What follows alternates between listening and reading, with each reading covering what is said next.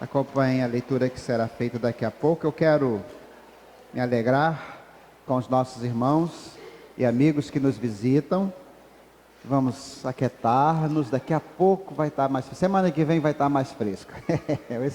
No culto de hoje não tem jeito mais. Eu quero saudar aqui os nossos visitantes. Inclusive uma pessoa que está acompanhando o culto toda semana.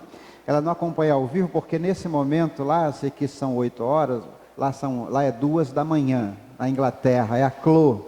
A Clô ama esta igreja, é amada por essa igreja e ela disse que não perde um culto da igreja lá da Inglaterra, né, lá de Londres, então, aos arredores de Londres ali.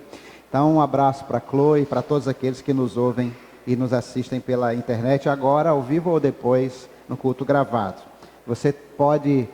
depois pedir o link, o Vumar passa para vocês, está no nosso site também, www.batistafiladelfia.org.br, ok? Você vai assistir o culto ao vivo ou você pode assistir depois a gravação. Quero saudar então a Elizabeth, o Valdo, a Silvana, o Leonardo, Natânia, é isso?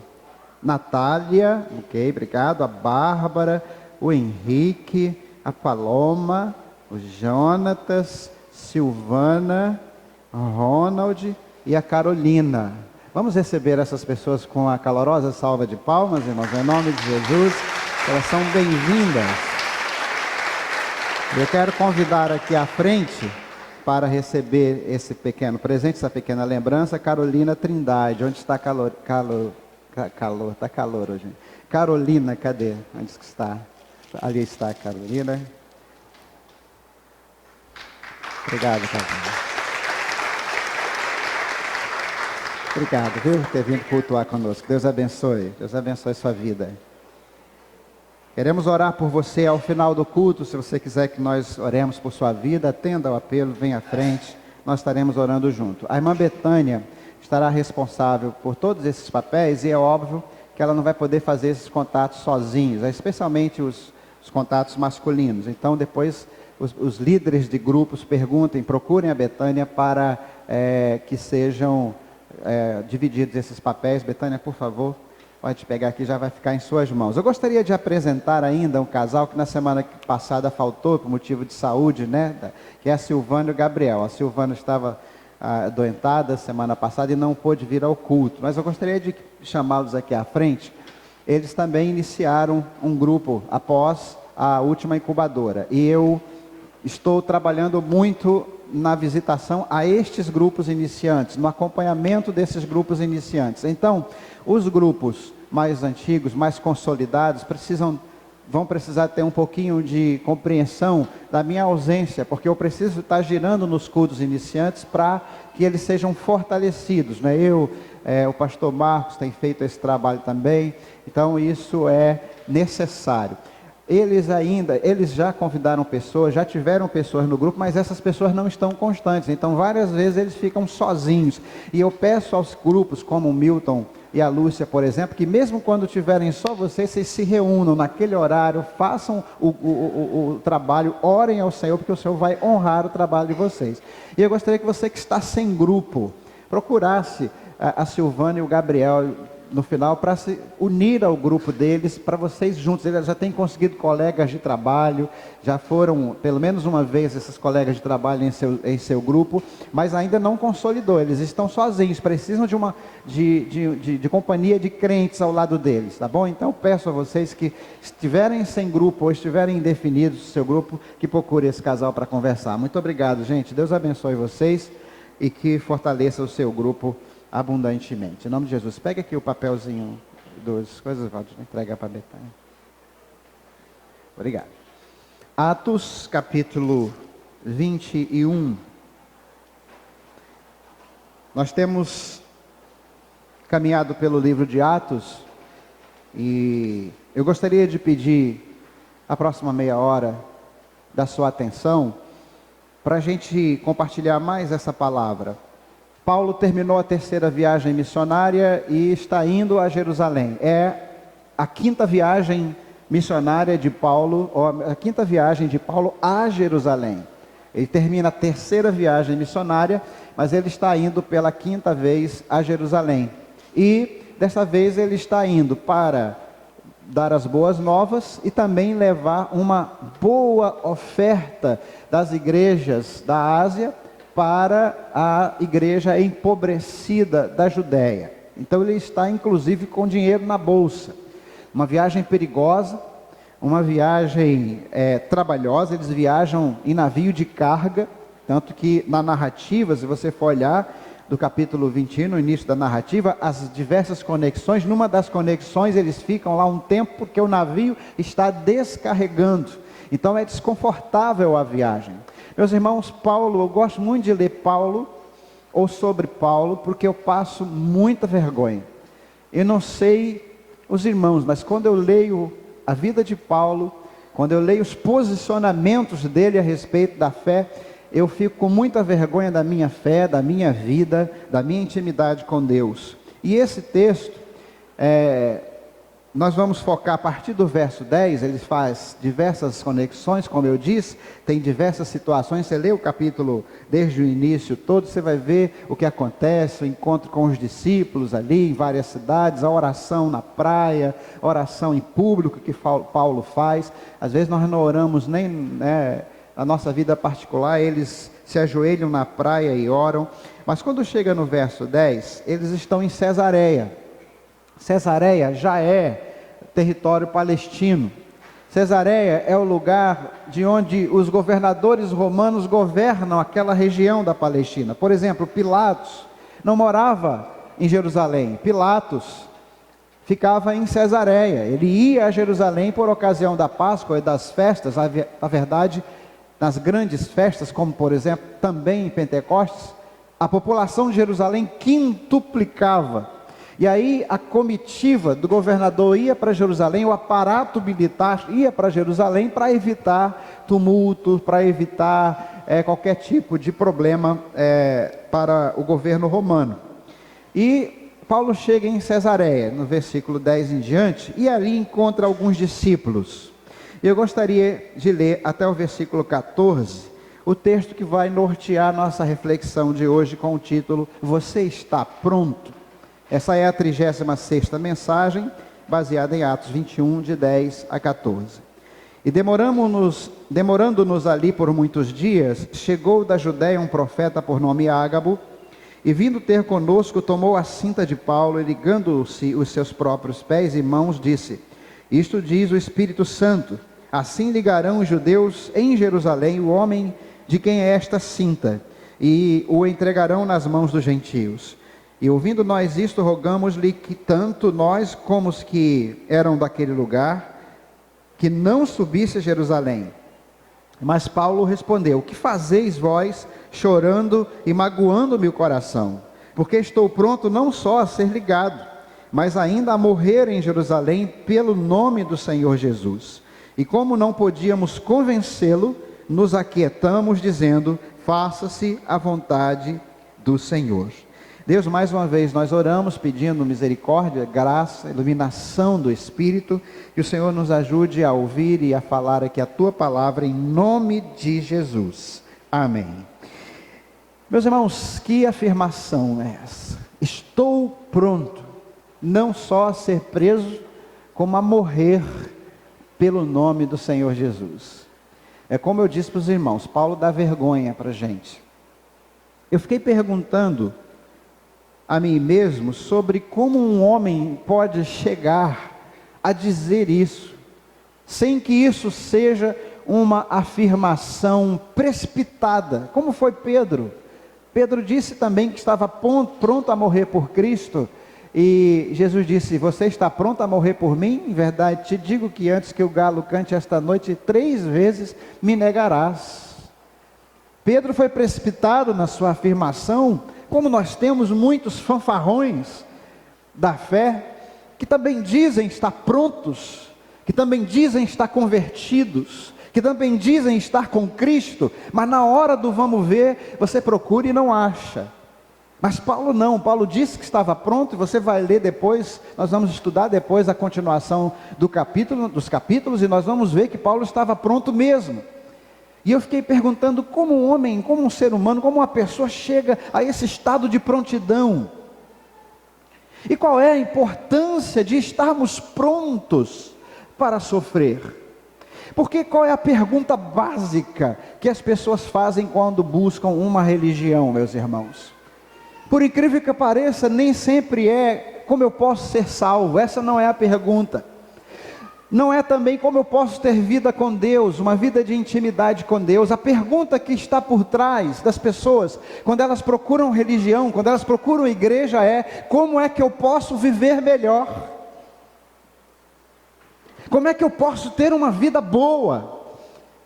Como é que eu posso estar guardado das intempéries, dos fracassos, das enfermidades? Essa é a pergunta que está no coração de muitos de nós. Na verdade, eu vou dizer generalizadamente, isso é o que nos impulsiona muitas vezes a buscar a Deus. Como é que eu posso garantir o meu lugarzinho no céu quando eu morrer? E enquanto eu estiver nessa vida, como é que eu posso garantir que Deus vai estar voltado para mim, me protegendo, me guardando, caminhando junto comigo, etc. Então, quando nós vemos uma pessoa dizendo que está pronto não só a ser preso, mas a morrer pelo nome de Jesus, nós sabemos que essa pessoa fez uma caminhada de alguém que estava buscando seu prazer, de alguém que estava buscando sua proteção, de alguém que estava buscando seu bem-estar, de alguém que estava buscando a salvação de sua vida, para alguém que não tinha mais nada a perder. Ele disse: em nada, antes, na mensagem passada, em nada tenho a minha vida por preciosa. Qual foi o caminho que Paulo percorreu? O que ele aprendeu? E aí a gente começa a pensar na vida de Paulo. E como eu gosto de ler sobre Paulo, então me vieram à memória muitas palavras e muitos momentos que Paulo viveu. E eu fiquei louco, porque eu falei: meu Deus, a semana passada eu preguei 8 pontos, não deu certo. Eu fui a uns grupos de comunhão e vi que os irmãos ficaram atrapalhados com aqueles 8 pontos, né? Como é que faz isso em 1 hora, tendo todas as outras partes do roteiro para fazer?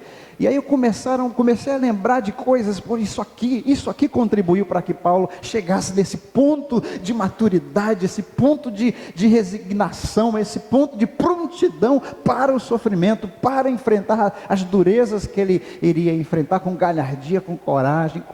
Isso aqui também. E outra coisa também, quando eu vi, tinha uma lista. Eu falei: eu preciso reduzir essa lista. Eu quero dizer aos irmãos, por favor, tenham piedade, tenham misericórdia de mim. Eu consegui resumir essa lista a 5 itens. 5 itens que eu quero compartilhar com vocês, que no meu entendimento fazem parte desse tesouro, dessa experiência que Paulo foi tendo com Deus, e que construíram esse preparo, essa prontidão, essa coragem para enfrentar sofrimentos terríveis, dolorosos, que nós não podemos nem citar aqui aos irmãos. Porque nós temos uma geração de crentes frouxos, medrosos, e a qualquer sinal de dor, de sofrimento, de contrariedade, abandonam a igreja, abandonam a fé, abandonam seus ministérios. Como nós podemos mudar isso e nos tornar valorosos, corajosos, mesmo enfrentando situações tão difíceis que certamente virão em nossas vidas? Primeiro lugar, Paulo estava pronto porque sabia que Deus é honesto, fiel e confiável. Primeira coisa que eu percebo no estilo de fé de Paulo, é que ela era uma fé diferente da nossa. A nossa fé hoje, a fé média, a fé do evangelho médio, é uma fé no poder de Deus. Nós procuramos desenvolver uma fé voltada para o poder de Deus. Ok, é válido, mas nós esquecemos que a fé é como se fosse uma moeda que tem 2 lados. Nós precisamos crer não somente no poder de Deus, mas também crer no caráter de Deus. E há indícios fortes de que Paulo desenvolveu esses 2 lados de uma forma muito equilibrada, porque ele cria num Deus que é honesto, no sentido de verdadeiro, honesto, fiel e confiável. E porque Deus é honesto, ele não iludiu a Paulo e nem nos ilude quanto às dificuldades da caminhada. Atos capítulo 9, nós já passamos, verso 15 e 16, os textos estão ali, eu espero, para que você possa acompanhar. Disse-lhes, porém, o Senhor: Vai, porque este é para mim o vaso escolhido, para levar o meu nome diante dos gentios, e dos reis, e dos filhos de Israel. E eu lhe mostrarei o quanto deve padecer pelo meu nome. Na conversão de Saulo para Paulo, quando Paulo foi entregar sua vida a Jesus, o Senhor já disse: eu vou mostrar, eu não vou esconder o quanto ele há de padecer, o quanto ele há de sofrer. Eu quero fazer um lembrete para você, olha aqui para mim. Filipenses capítulo 1, versículo 29 diz que isso é para todos nós. Porque a vós vos foi concedido, disse Paulo, em relação a Cristo, não somente crer nele, como também padecer por ele. Isso não é um privilégio de Paulo. Nós também somos chamados a manter a nossa fé em meio a tribulações. Jesus disse em João 16:33, digo-vos isto, para que em mim tenhais paz. No mundo tereis, mas tende bom ânimo, eu venci o mundo. Eu já estou em Mateus 16:33, em João 16:33. Então, Jesus disse: eu vou dizer isso, eu vou avisar para vocês, Deus é honesto, Deus é verdadeiro. Ele não diz a nenhum de nós que se nós formos a Ele, Ele vai nos colocar numa redoma, numa bolha, e nós não vamos passar por nada que nos faça sofrer, porque Ele diz: a paz de vocês vai estar pautada em minha pessoa. Digo-vos isto para que em mim tenhais paz. Eu sou honesto, eu sou verdadeiro, eu não iludo. Deus não é homem para que minta, nem filho do homem para que se arrependa. É fantástico. Eu tenho que, esse tipo de fé nos prepara para as durezas da vida. Esse tipo de fé nos mantém firmes quando vierem as contrariedades, as tempestades. Em segundo lugar, eu creio que o que Paulo cria ainda, não em segundo lugar, mas ainda olhando os textos desse primeiro ponto, Paulo cria aqui num Deus honesto, num Deus fiel e num Deus confiável. Porque Deus é fiel, Paulo acreditava piamente que Ele, Deus, não nos dá sofrimento que nós não possamos suportar. Paulo cria nisso. Paulo acreditava piamente disso. 1 Coríntios capítulo 10, 13. Não veio sobre vós tentação senão humana, mas fiel é Deus que não nos deixará tentar acima do que podeis, antes com a tentação dará também o escape, para que possais suportar. Então, Paulo cria num Deus que não deixaria, que não permitiria algo sobre-humano viesse sobre os seus filhos. E porque Deus é confiável, Paulo entendia e cria que Ele é um Deus que não quebra seus tratos conosco. 2 Timóteo 1,12. 2 Timóteo 1,12. Vamos ler juntos? Por cuja causa padeço. Veja, ele está padecendo, ele estava preso. Timóteo é uma das últimas, 2 Timóteo é uma das últimas cartas de Paulo.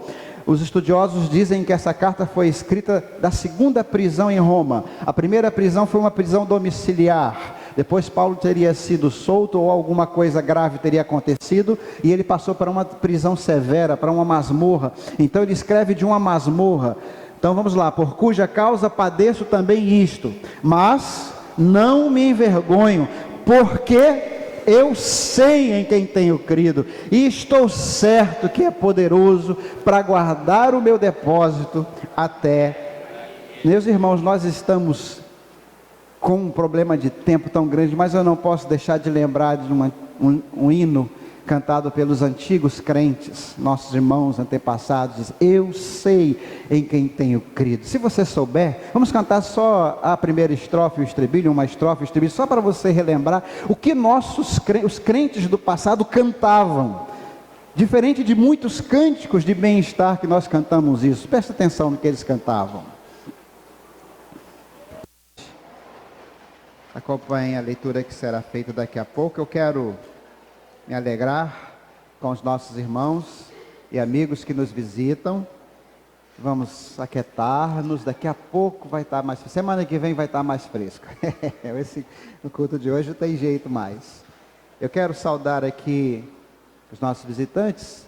Inclusive uma pessoa que está acompanhando o culto toda semana, ela não acompanha ao vivo, porque nesse momento lá, eu sei que são 8 horas, lá é 2 da manhã, na Inglaterra, é a Clô. A Clô ama esta igreja, é amada por essa igreja, e ela disse que não perde um culto da igreja, lá da Inglaterra, né, lá de Londres, então, aos arredores de Londres ali. Então, um abraço para a Clô e para todos aqueles que nos ouvem e nos assistem pela internet, agora, ao vivo ou depois, no culto gravado. Você pode depois pedir o link, o Vumar passa para vocês, está no nosso site também, www.batistafiladelfia.org.br, ok? Você vai assistir o culto ao vivo ou você pode assistir depois a gravação. Quero saudar então a Elizabeth, o Valdo, a Silvana, o Leonardo, Natânia, é isso? Natália, ok, obrigado, a Bárbara, o Henrique, a Paloma, o Jonatas, Silvana, Ronald e a Carolina. Vamos receber essas pessoas com a calorosa salva de palmas, irmãos, em nome de Jesus. Elas são bem-vindas. Eu quero convidar aqui à frente para receber esse pequeno presente, essa pequena lembrança, Carolina Trindade. Onde está calor, está calor hoje. Carolina, cadê? Onde está? Ali está a Carolina. Obrigado, Carolina. Obrigado, viu, por ter vindo cultuar conosco. Deus abençoe sua vida. Queremos orar por você ao final do culto. Se você quiser que nós oremos por sua vida, atenda ao apelo, venha à frente. Nós estaremos orando junto. A irmã Betânia estará responsável por todos esses papéis e é óbvio que ela não vai poder fazer esses contatos sozinhos, especialmente os contatos masculinos. Então depois os líderes de grupos procurem a Betânia para que sejam divididos esses papéis. Betânia, por favor, pode pegar aqui, já vai ficar em suas mãos. Eu gostaria de apresentar ainda um casal que na semana passada faltou por motivo de saúde, né? Que é a Silvana e o Gabriel. A Silvana estava adoentada semana passada e não pôde vir ao culto, mas eu gostaria de chamá-los aqui à frente. Eles também iniciaram um grupo após a última incubadora, e eu estou trabalhando muito na visitação a estes grupos iniciantes, no acompanhamento desses grupos iniciantes. Então, os grupos mais antigos, mais consolidados, vão precisar ter um pouquinho de compreensão da minha ausência, porque eu preciso estar girando nos cultos iniciantes para que eles sejam fortalecidos, né? O pastor Marcos tem feito esse trabalho também, então isso é necessário. Eles já convidaram pessoas, já tiveram pessoas no grupo, mas essas pessoas não estão constantes, então várias vezes eles ficam sozinhos, e eu peço aos grupos como o Milton e a Lúcia, por exemplo, que mesmo quando tiverem só vocês se reúnam naquele horário, façam o trabalho, orem ao Senhor, porque o Senhor vai honrar o trabalho de vocês. E eu gostaria que você que está sem grupo, procurasse a Silvana e o Gabriel no final, para se unir ao grupo deles, para vocês juntos. Eles já têm conseguido colegas de trabalho, já foram pelo menos uma vez esses colegas de trabalho em seu grupo, mas ainda não consolidou, eles estão sozinhos, precisam de companhia de crentes ao lado deles, tá bom? Então peço a vocês que estiverem sem grupo ou estiverem indefinidos no seu grupo, que procure esse casal para conversar. Muito obrigado, gente, Deus abençoe vocês e que fortaleça o seu grupo abundantemente. Em nome de Jesus, pega aqui o papelzinho das coisas, Valdir, entrega para a Betânia. Obrigado. Atos, capítulo 21. Nós temos estendido o seu olhar para além das contingências dessa vida, das circunstâncias dessa vida. Meus irmãos, enquanto nós ficarmos presos a esta vida, o sofrimento vai ser potencializado, a dor vai ser potencializada, a morte vai ser potencializada.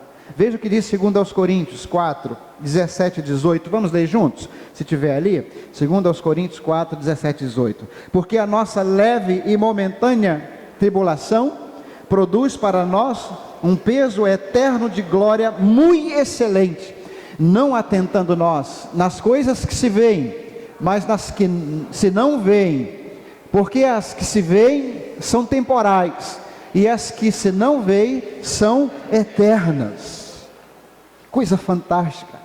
É como se ele pegasse um binóculo dimensional, e todas as vezes que alguma coisa dolorosa, triste, ruim acontecia na sua vida, ele colocava aquele binóculo e olhava de novo aquela situação com os olhos voltados para a eternidade. Ele vislumbrava o que ainda estava por vir. Aquela frase, o melhor está por vir, meus irmãos, que nós usamos muito como frase motivacional, que nós dizemos, é uma frase muito boa, o melhor ainda está por vir. Essa frase foi dita por um cristão na hora do seu sofrimento pré-morte. Ele estava para morrer, ele estava para entregar a sua vida, e quando lhe perguntaram o que ele estava sentindo naquele momento, a resposta dele foi: eu sinto, aliás, eu estou certo, que o melhor ainda está por vir.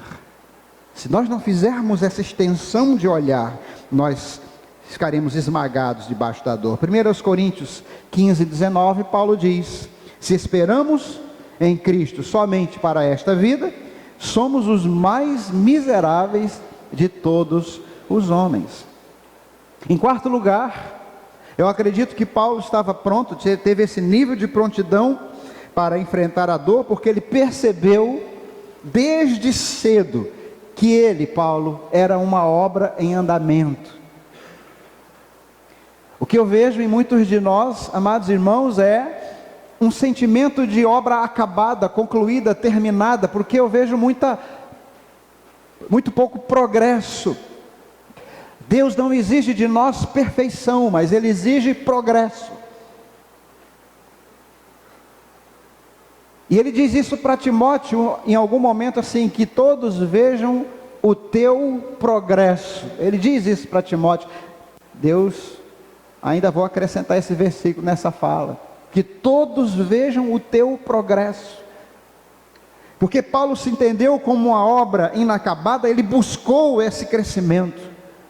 Porque se nós permanecermos como meninos o tempo todo, nós vamos enfrentar o sofrimento como meninos. O que um menino faz quando vê um raio, quando ouve um trovão? Ele se desespera, ele pensa que é o fim do mundo, ele se agarra nas calças do pai, e o pai não tem medo, porque o pai já sabe que aquilo não vai matá-lo.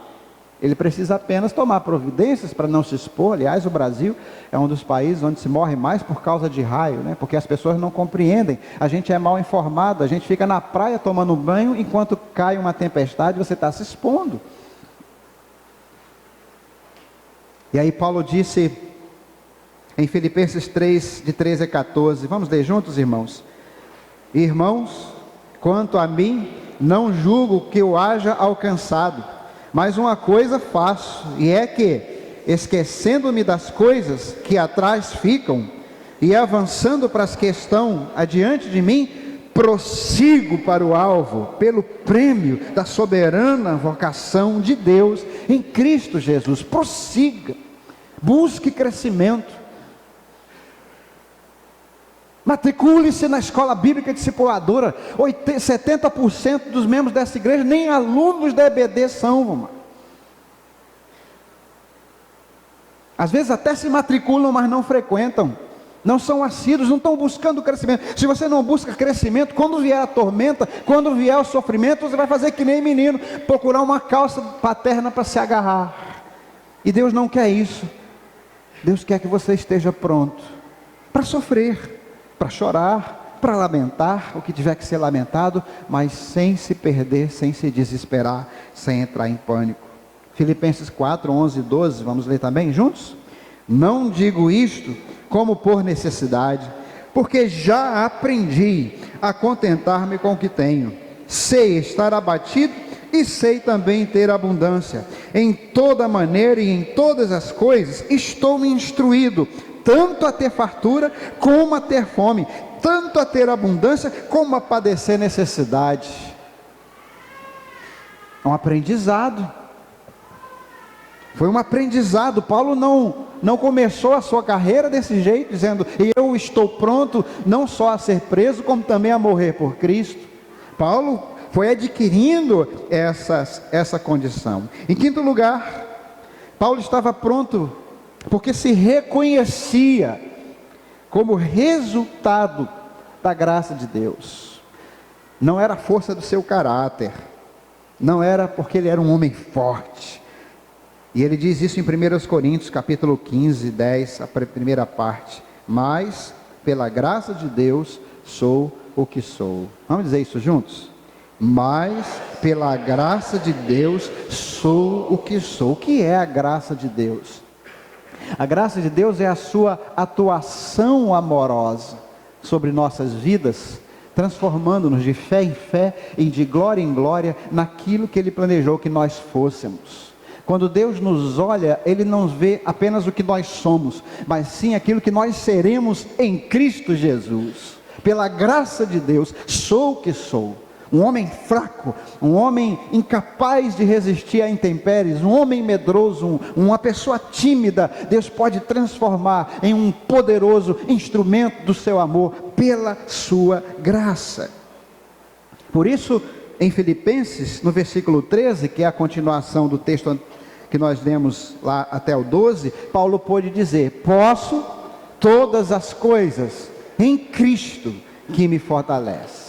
E essas coisas das quais ele estava dizendo que podia, diziam respeito a sofrimentos, que nós vimos nos versos 11 e 12. Contentar-se com o que tem, estar abatido, ser humilhado, ter abundância também. Em tudo estou instruído. É um aprendizado. E coisa maravilhosa. Paulo percebeu que era uma obra inacabada e percebeu também que na verdade, ele era resultado da atuação graciosa de Deus na sua vida. Então, para a gente chegar a esse nível de prontidão e nós sermos capazes de perder emprego por causa de Jesus, porque a grande tribulação vem aí. Mas enquanto a grande tribulação, aquela que se não fosse abreviada, nenhuma carne escaparia, nenhuma carne sobreviveria, se possível for até os escolhidos, seriam enganados pelos sinais malignos que serão feitos nessa época. Enquanto essa época não chega, tribulações as mais diversas alcançam os crentes e acabam sendo uma forma de treinamento, de laboratório para a nossa fé, para que nós não apostatemos da fé, para que nós não abandonemos. Esses dias eu ouvi falar de uma jovem que é pregadora, uma jovem que é professora de EBD, na igreja de um colega aqui em Porto Velho, casou-se com um rapaz que estava indo para o seminário, e esse rapaz, ele foi estudando, e chegou à conclusão, a conclusão que ele chegou é que Jesus não é Deus. Ele negou a divindade de Cristo, ele abandonou a igreja. Hoje esse rapaz é um estorvo na vida dessa moça, é um espinho na sua carne, é alguém que não vai à igreja com ela, que tenta dissuadi-la da fé, que tenta convencê-la de que Jesus não é Deus, e portanto não pode ser adorado, portanto não pode salvá-la. Veja como alguém pode chegar a esse ponto. Nós não sabemos explicar. O que nós sabemos é que nós temos que orar e pedir a Deus que tenha misericórdia de nós e nos ajude a estar prontos. E para isso nós precisamos aprender a crer num Deus fiel, honesto, confiável. Para que a gente esteja pronto, é preciso que a gente entenda que o sofrimento, apesar de ser mal, doloroso, pode produzir coisas boas. Para que a gente esteja pronto, é preciso saber que o céu não é aqui. Estender os nossos olhos para a eternidade. Não trabalhar exclusivamente pelas coisas que perecem, mas trabalhar pelas coisas que permanecem. Ter consciência de que nós somos obra inacabada, precisamos crescer na fé, precisamos ouvir a palavra, e não basta ouvi-la só domingo à noite, ou na internet, ouvir uma mensagem, precisa estudar com os irmãos, é preciso fazer parte de um grupo, pequeno grupo multiplicador, é preciso buscar experiências de crescimento, e principalmente, é preciso que a gente clame para que Deus derrame sua graça sobre nós, porque sem a graça de Deus, nada seremos. Em nenhum lugar chegaremos e permaneceremos crentes à mercê da força do nosso caráter, crentes que dependem apenas de sua força de vontade. E eu vou dizer para você, cada homem, cada mulher, cada pessoa que passa por essa vida, vai passar por circunstâncias em que sua força de caráter, em que sua força de vontade não será suficiente. É preciso estar cheio de Deus. É preciso estar totalmente dependente da graça do Senhor, para não desesperar. Eu gosto de um hino que nós vamos entoar agora. Eu gostaria que nós entoássemos esse hino juntos. E que é o reconhecimento de alguém que conhece, que percebe claramente que, se não fosse Deus em sua vida, nada seria, nada teria, nada seria construído. A graça é a ação amorosa de Deus em nós, fazendo com que através das mais diversas experiências, nós venhamos a ser aquilo que Ele planejou que nós fôssemos. Quando a gente fala de graça, a gente ouve dizer, graça é um favor imerecido. É muito mais do que um favor imerecido. Graça é a ação amorosa de Deus, agindo em nós, através das mais diversas experiências, experiências dolorosas e prazerosas, para que nós venhamos a ser aquilo que Ele planejou que nós fôssemos. Você quer ser aquilo que Deus planejou que você fosse? Ou você tem seus próprios planos para você? Escute esse hino e, se possível, cante conosco.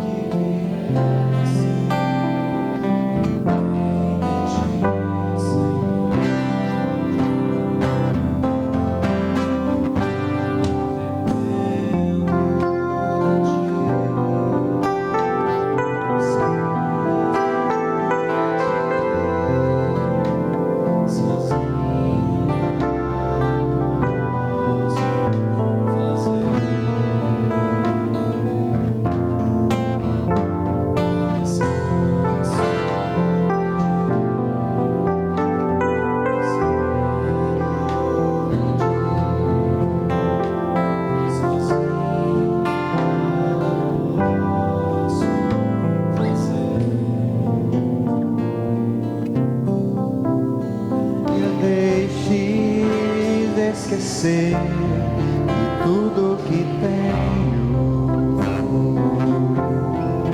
tudo que sou, o que vier a ser, vem de ti, Senhor.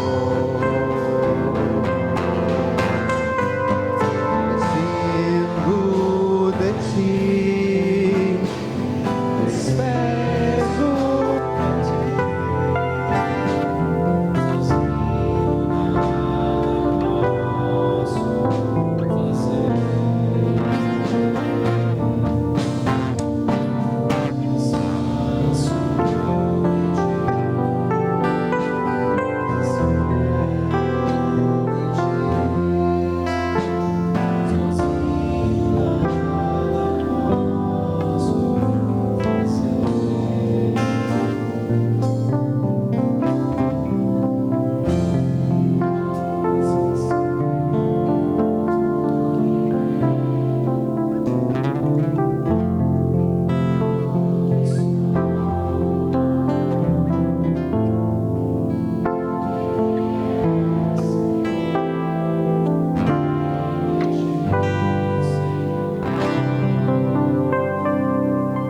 ainda em oração, nesse mesmo espírito, eu quero convidar você, se você compreende assim, se você crê assim, se você sabe que precisa viver na dependência da graça de Deus e quer fazer isso, ou que quer voltar a fazer isso, ou que quer começar a fazer isso, entregando sua vida a Jesus, ou consagrando sua vida a Jesus, e nessa noite você ouviu uma palavra de advertência que diz que sofrimentos poderão vir, que tempestades poderão vir, que dores poderão vir, e você não quer apostatar da fé, você não quer abandonar a fé, você não quer abandonar Jesus, ou se você não tem Jesus, você não quer se desesperar, você quer ser um vencedor, ou mais do que vencedor. Paulo fala que nós somos mais do que vencedores, hipernicom, por aquele que nos amou, mais do que vencedores. Ainda estou para saber o que significa isso, ainda preciso pesquisar mais sobre essa palavra de Paulo, mas eu entendo que mais que vencedores são aqueles que, ainda que pareçam derrotados, ainda que tropeados pelas intempéries da vida, ainda que esmagados pelas provações, serão levantados no dia do juízo, e que se pensavam serem derrotados, que se pensavam serem fracassados, receberão a palavra: vinde, benditos do meu Pai, para o gozo eterno que vos está preparado. Estes são os que salpicaram suas vestes no sangue do Cordeiro e não abandonaram a fé. E eu quero orar com estes que sabem que não podem fazer isso sozinhos. Eu tinha muito medo de negar a minha fé. Eu estava lendo Ivan, soldado de Cristo. Eu estava lendo Richard Brown, preso em cadeias comunistas. E eu fiquei lendo isso logo no começo da minha conversão. E eu ficava apavorado. Meu Deus, se acontecer comigo. Aquele tempo era um tempo ainda de insegurança, de perseguições as mais diversas. E eu ficava pensando, eu estou indo para um quartel, estou indo para um meio militar, como é que eu vou suportar se alguém pedir para eu dar glórias ao diabo? Alguém tinha dito que isso ia acontecer, e eu orava pedindo misericórdia: Senhor, me ajuda a não te negar. E o Senhor me deu força necessária para ultrapassar diversas situações que alguns irmãos já conhecem, pela sua graça, pela sua misericórdia. Eu não quero enfrentar um sofrimento como um medroso, como um desesperado, como alguém que não tem socorro. Eu quero enfrentar o sofrimento quando ele vier, com galhardia, com esperança, com fé, sabendo que o amor de Deus está derramado em nossos corações. Você quer isso também? Então vamos orar juntos agora em nome de Jesus. Saia do seu lugar. Se você ainda não fez uma confissão pessoal de Cristo, faça isso hoje. Pode vir, vamos orar juntos. Você hoje está entregando sua vida a Jesus, vem aqui à frente, dizer: eu quero seguir esse Cristo, capaz de transformar uma pessoa, capaz de levar uma pessoa a dizer: eu estou pronto. Saia do seu lugar e vem agora, em nome de Jesus. Vamos orar juntos. Vamos terminar esse culto com essa oração conjunta. Pode vir mais perto do altar aqui, vem aqui mais pertinho de mim. Se você quiser se ajoelhar aqui, vem aqui, ajoelhe-se aqui diante do Senhor Jesus. Dobre os seus joelhos em nome do Senhor. Saia do seu lugar. Glória a Deus. Pode vir, nós vamos orar nesse instante. Todos nós temos diante de nós essa possibilidade iminente de passarmos por situações difíceis, enfermidades, perseguições, perdas. Quando o mal chegar, quando a dor chegar, você vai poder dizer: eu sei em quem tenho crido. Você vai poder dizer: eu estou firme, porque o amor de Cristo está derramado no meu coração. Você quer estar pronto para isso? É obra de Deus na sua vida. Saia do seu lugar e vá chegando aqui. Vou pedir ao irmão Alvarez para vir aqui à frente fazer esta oração. Vá chegando, pode vir, em nome de Jesus. Se você quiser dobrar os seus joelhos, faça isso, porque essa é matéria séria. Na hora do sofrimento é a hora que o inimigo mais usa para tirar as pessoas da fé, para tirar as pessoas do caminho, porque as pessoas ficam perplexas, a dor nos constrange, a traição nos deixa atordoados. Mas se nós estivermos ligados em Deus, estivermos debaixo da graça e da misericórdia do Senhor, nós suportaremos. Eu quero dizer isso para você que até hoje não tinha feito ainda a entrega da sua vida, do seu coração a Jesus. Faça isso e experimente uma nova maneira de enfrentar os dias difíceis, com esperança, com certeza, convicção de que você não está sozinho. Vamos orar juntos. Amantíssimo Deus, eterno Pai, mais uma vez, ó Deus, nós nos dirigimos ao Teu trono, primeiro com o coração cheio de gratidão, Senhor. Gratidão, ó Deus, pela palavra, a Tua palavra que é viva, que é eficaz. Tua palavra, Senhor, que é mais cortante do que espada de dois gumes, ó Pai, a ponto de penetrar na divisão da alma e espírito, juntas e medula, ó Pai. Muito obrigado. Muito obrigado por ter falado ao nosso coração, Senhor. Muito obrigado, ó Deus, por nos lembrar que não importa, Senhor, as circunstâncias, o Senhor está comigo, o Senhor está conosco, ó Pai. A Tua mão protetora está sobre nós. Às vezes nós não entendemos, ó Pai, na nossa ignorância, às vezes na nossa prepotência, na arrogância, mas quando nós nos quedamos, quando nós nos quebrantamos, nós sentimos o doce bálsamo do Teu Espírito, Senhor, o Espírito Santo de Deus, que nos consola, que nos fortalece. Senhor, nos dê sabedoria, discernimento, coragem, para dizer como Teu servo, o apóstolo Paulo, que somos mais do que vencedores por aquele que nos amou, e que tudo nós podemos naquele que nos fortalece, ó Pai. Nós podemos passar por todas as provações, porque o Senhor está conosco, ó Pai. O maior prêmio está reservado para aqueles que perseverarem na sua carreira, ó Pai. E nós queremos perseverar, nós queremos viver para Te alegrar, Senhor. Nós não queremos Te servir, Senhor, somente para usufruirmos das Suas benesses, mas nós queremos Te servir como preito de gratidão, de louvor, por tudo aquilo que o Senhor tem feito por nós, ó Pai. A maior bênção que o Senhor nos deu, foi ter levado o Teu amado Filho, aquele madeiro, para que de lá, Senhor, fôssemos justificados, todos os nossos pecados perdoados e regenerados, para viver uma vida contigo, ó Pai, uma vida com significado, uma vida com propósito, ó Pai. E o maior deste propósito é te honrar, te louvar, te adorar. Pai querido, aqui estão os Seus servos, que o Senhor possa olhar para cada um deles, ó Pai, e aquilo que está em seu coração, ó Deus, se for da Tua vontade, que o Senhor estenda a Tua boa mão e abençoe, Senhor. Abençoe o Teu povo. Nós acreditamos no Senhor, nós queremos andar contigo, e nós Te agradecemos pelo privilégio de sermos chamados filhos de Deus. Amém. Muito obrigado, Senhor. Nós Te glorificamos em nome de Jesus. Amém. Amém. Amém. Glória a Deus. E agora, que o amor de Deus, o nosso Pai, que a graça salvadora de Jesus Cristo e que a companhia consoladora do Espírito Santo sejam com todos os filhos de Deus aqui reunidos e com a igreja do Senhor em toda a terra, hoje e sempre. Amém. Boa semana, Deus abençoe a todos os irmãos.